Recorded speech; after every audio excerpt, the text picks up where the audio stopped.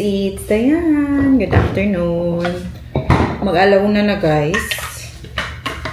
Tayo ay... Ano bang araw ngayon? It's August 22 na guys. 2 days na lang. Mag-birthday na ang ating bebe. Oh my God, may 1-year-old na ako guys. Ay, toddler na tayo. Kakatuwa. Ngayon, madami akong gagawin, guys. Busy-busyhan tayo ngayon. Busy-busyhan. Maglilinis ako ng buong bahay. Tapos, ano ba tayo? Okay, guys. Excited na ako na matapos na ang birthday, guys, si Ayata. Para wala na akong isipin. Tapos na din. Yung mga preparation, di ba?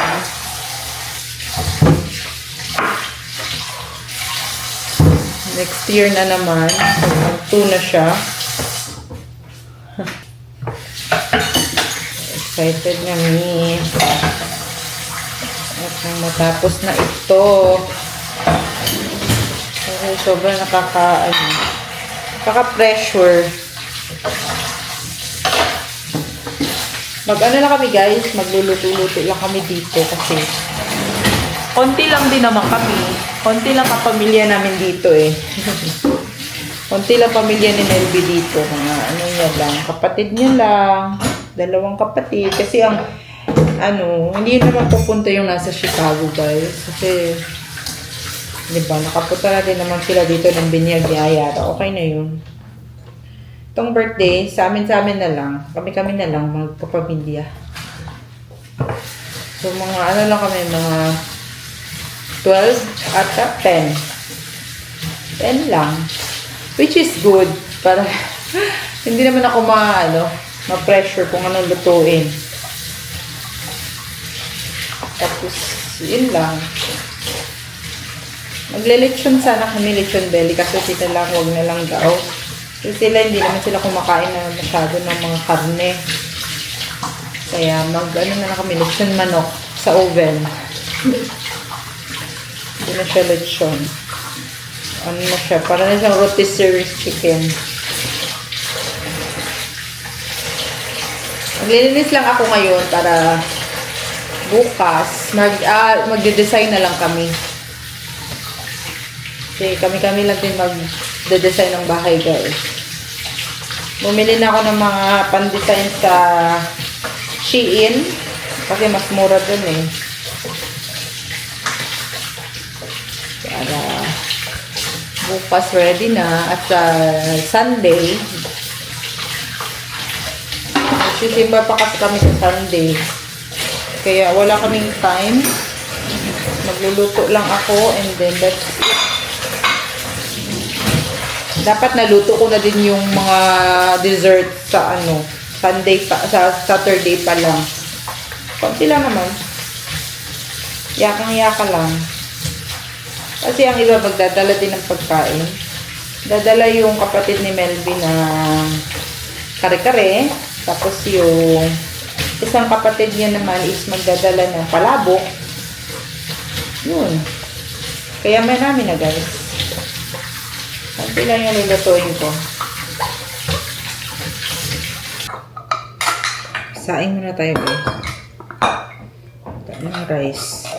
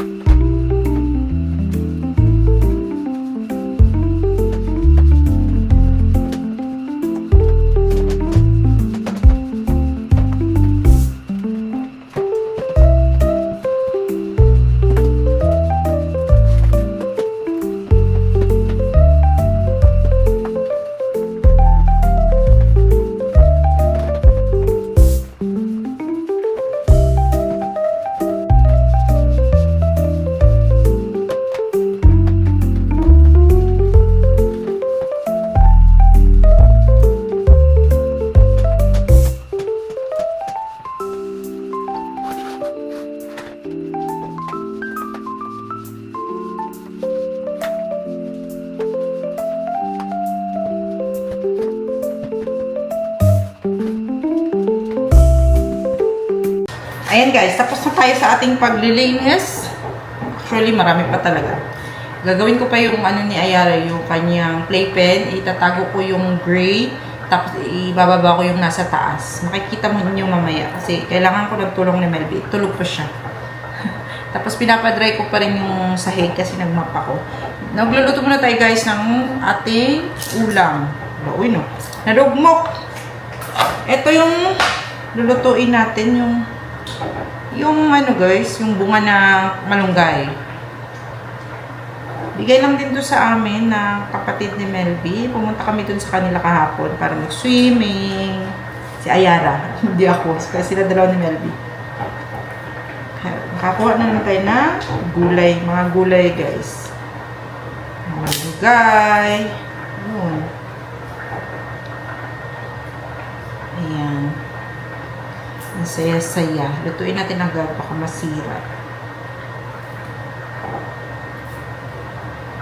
Magsasabaw pala ako ngayon, guys. Sabaw. Para healthy. Kasi after nito, puro karne-karne na naman tayo. Hindi na naman yung kakainin natin. Birthday ni Ayara. Hindi naman ako talaga magkakarne. Ang isang karne lang na lulutuin ko guys is beef steak lang. Yun lang. Tapos fish na at chicken. Kasi hindi sila masyadong mahilig kumain na ng karne. Lalo na yung pork.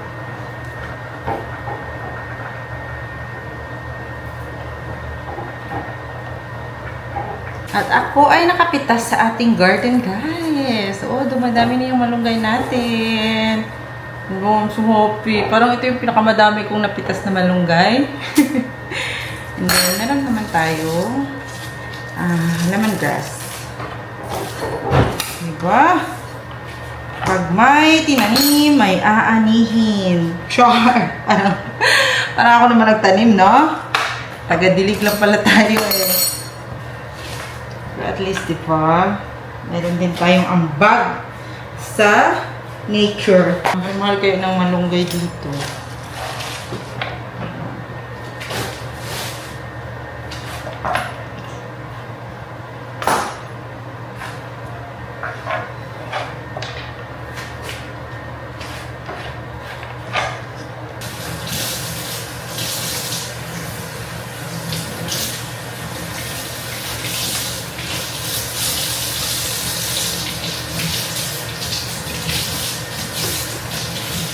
Tataba ng aming lemongrass dito.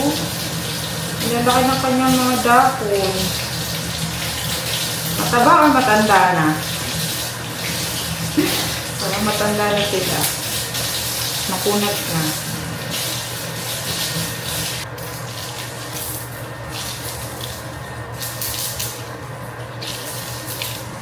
Oh, ayan. Meron na tayong legs ng manok.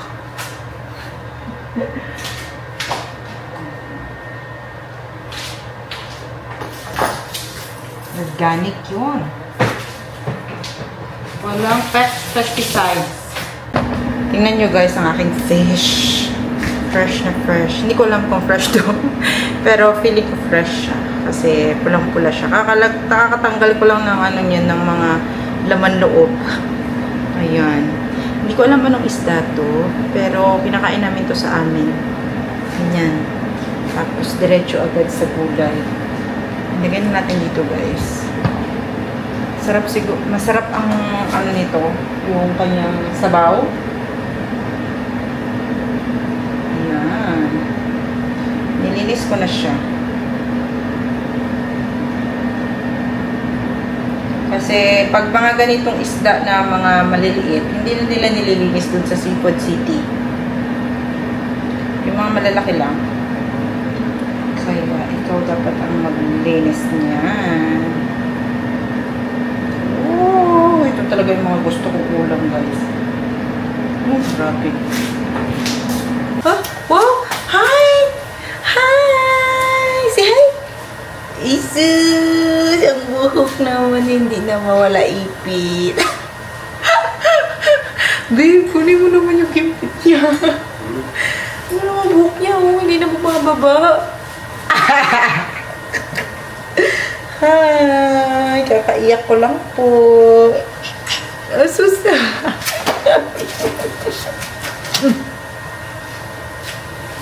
Asus. Hi! Say hi! Say hi! Awas pala siya. Wala ba kayo aircon sa taas? Meron. Ganon. Pinata niyo ba? Parang mamaya.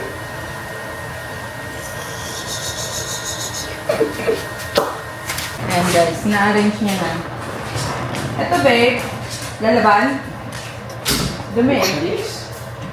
Malinis. Ay! Say hi daw guys kay Ayara guys. Say hi! Kumakain daw siya ng sweet potato. Kami? Yay! Kanina pa siya ng hi dyan sa camera. Naka-off naman. Hi na! Dali! Ang galing. Good job. This is yummy sweet potato. Oh, yummy daw. Bakit? Hugas mo natin. Asan ba yung iba, Ayara? Kinain mo na lahat? Ay, ito po.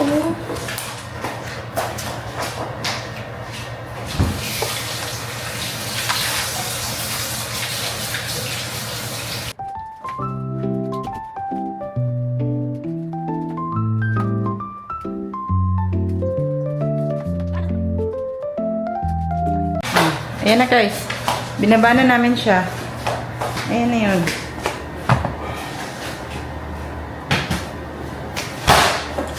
Doon na natin lagay banda sa gilid. Tanggalas muna natin yung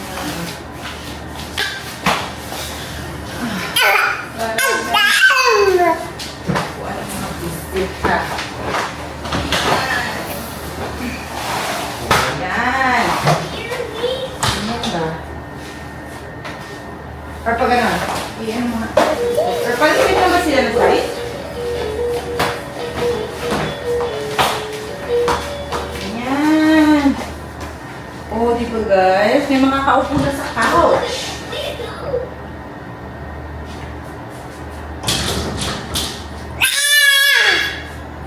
Ah, Ingat ka, May. ayun na.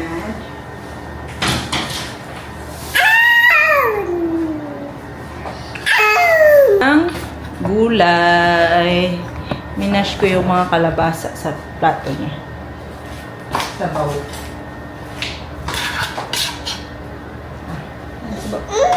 Log na ikaw. Ano si Box? Where's Box? Call mo Box! Box! Ang tawag mo si Box. Box! Box, si Boy. Kunti na lang, oh. Yan, meron na play. Yan na, guys. Napesto na siya ng kanya. Medyo malaki-laki na yung play area niya.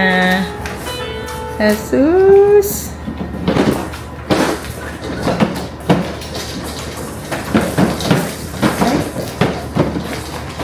Hello!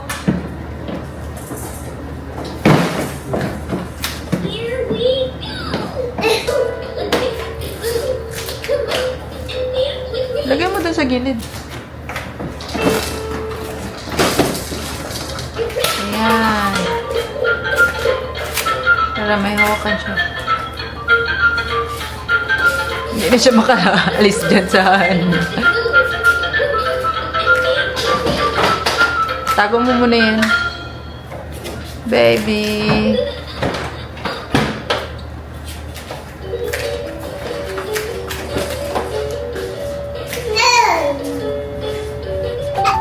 Liwanas. Man, hawak ka dali. Wala.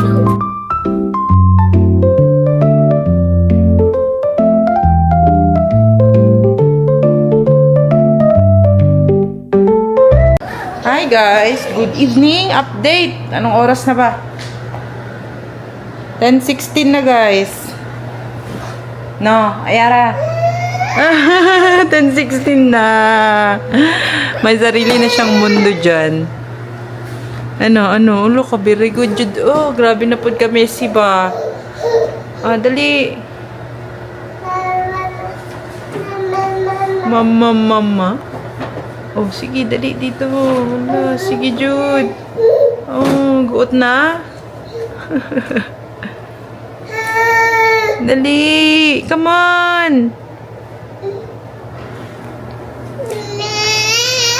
Oh, arte. Yung dala-dala mo.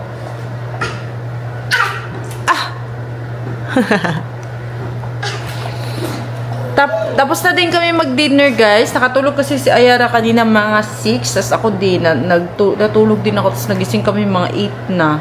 Tapos doon na kami nag-dinner. Tapos, yun, naglinis-linis din ako.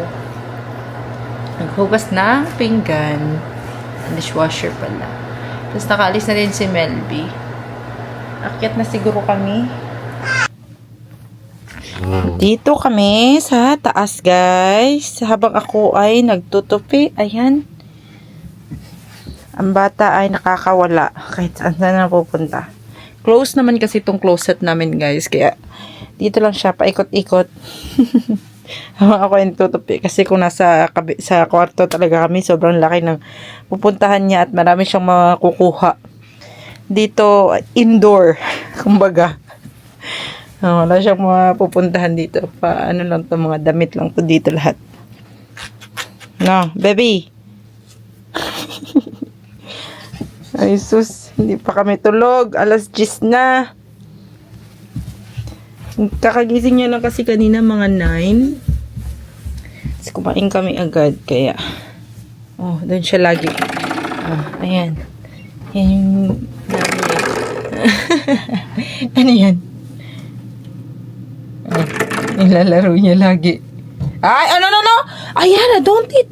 Lo, patakag kaon ay.